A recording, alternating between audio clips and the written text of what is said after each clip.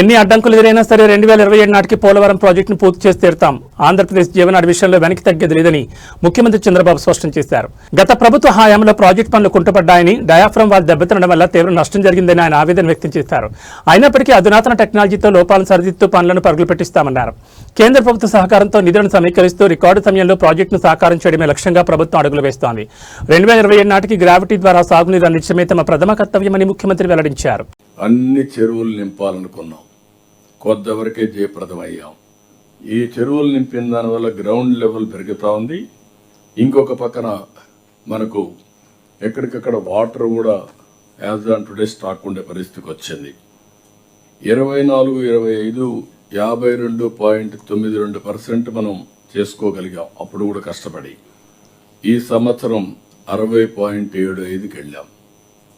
Next ఇయర్కి అందుకే సీజన్నే prepone చేస్తున్నాం. మీరు గుర్తుపెట్టుకోవాలి, రెయినీ సీజన్లో కానీ రెయిన్ వాటర్ ఉపయోగించుకొని ఖరీఫ్ తెచ్చుకోగలిగితే అక్కడి నుంచి స్టోర్ చేసిన వాటరు రబీ కొంతవరకు మేనేజ్ చేసుకొని నెక్స్ట్ సీజన్కి ఇవ్వడానికి మనం ముందుకు పోయే పరిస్థితికి వస్తున్నాం. ఇది అందరూ కూడా సీరియస్గా తీసుకోవాల్సిన అవసరం ఉంది. వాటర్ సెక్యూరిటీ చాలా ఇంపార్టెంట్. దీనివల్ల గ్రౌండ్ వాటర్ టేబుల్ పెరిగితే దగ్గర గవర్నమెంట్ సబ్సిడీస్ 14,000 కోట్ల రూపాయలు. As on today we are giving power subsidy to different stakeholders. ఇందులో అగ్రికల్చర్కే ఒక 10,000 కోట్ల పైన ఇస్తున్నాం. ఎంత గ్రౌండ్ వాటర్ పెరిగితే అంత పవర్ కన్జంప్షన్ తగ్గుతుంది, ఎన్విరాన్మెంటల్ బ్యాలెన్స్ అవుతుంది. ఫ్లోరైడ్ కానీ లేకపోతే మీకు ఈ యొక్క సెలైన్ కానీ ఇవన్నీ తగ్గే పరిస్థితి వస్తాయి. దీన్ని మీరంతా కూడా గుర్తుపెట్టుకొని అనలైజ్ చేయాల్సిన అవసరం ఉంది. అదే సమయంలో మీరు చూస్తే అన్ని చెరువులకు నీళ్లు ఇవ్వడానికి, ఆల్ వాటర్ బాడీస్కి నెక్స్ట్ ఇయర్ నీళ్లు ఇవ్వడానికి ఇప్పటి నుంచే మీరు శ్రద్ధ పెట్టాలి. చిన్న ఉంటే అన్ని క్లియర్ చేసుకోవాలి. లాస్ట్ మైల్కి నీళ్లు తీసుకెళ్ళాలి. ఇంకొక పక్కన వెలుగొండ జూలైలో పూర్తి చేస్తాం. 30 ఏళ్ల వరకు నేనే ఫౌండేషన్ వేసాను. మళ్ళీ జూలైలో దాన్ని ఇనాగరేట్ చేసే పరిస్థితికి వస్తున్నాం. ఇది గ్రేట్ సాటిస్ఫాక్షన్.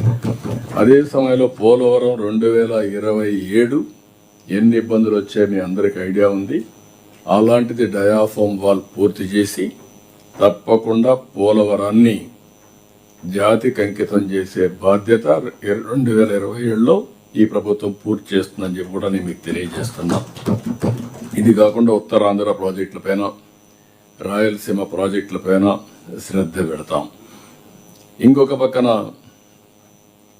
6వ పాయింట్, 2027 చివరికి అన్నారు కానీ 2026, 2027 మ్యాక్సిమం మార్చ్, నో ఎగ్జంప్షన్. ఎక్కడ కూడా భూ వివాదాలు లేని రాష్ట్రంగా తయారు చేస్తాం. No compromise on that. అందుకే నేను ఎవ్రీ మంత్ 9th ఒక ప్రోగ్రాం పెట్టుకున్నాను. ఆ మంత్లో చేసినట్టన్నీ కూడా కంప్లీట్ చేయమన్నాం. బ్లాక్ చైన్ టెక్నాలజీ తీసుకొచ్చాం, క్యూఆర్ కోడ్ పెట్టాం, సర్వేలు పర్ఫెక్ట్గా చేస్తున్నాం, ఈకేవైసీ తీసుకుంటున్నాం. ఇవన్నీ తీసుకున్న తర్వాత ఎక్కడన్నా డిస్ప్యూట్ ఉంటే దాన్ని ఏ విధంగా పరిష్కారం చేయాలని చేస్తాం. ఎడ్యుకేట్ చేద్దాం. అమాంగ్ ఫార్మర్స్ కానీ, బ్రదర్స్లో కానీ, ఫ్యామిలీ మెంబర్స్ కానీ అందరిని ఎడ్యుకేట్ చేద్దాం. ఫైనల్గా ఎక్కడ కూడా భూ వివాదాలు లేకుండా చేయడం మన బాధ్యత. మొన్న నేను చూశాను, ఇది కూడా మీరు గుర్తుపెట్టుకోవాలి. ఒకే వ్యక్తి డిఫరెంట్ పీపుల్కి పిటిషన్ ఇస్తానే ఉంటాడు.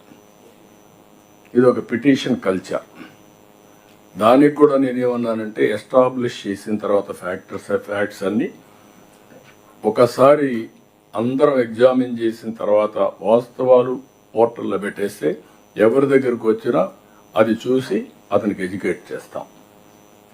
అంటే మనం ఆశ క్రియేట్ చేస్తున్నాం. ఎవరి దగ్గరికి పోయినా మన దగ్గర రికార్డు ఉండడం లేదు. ఇది ఒక పెద్ద లిటిగేషన్ అయ్యే పరిస్థితి ఉంది. ఇది కూడా క్లియర్ చేస్తాం.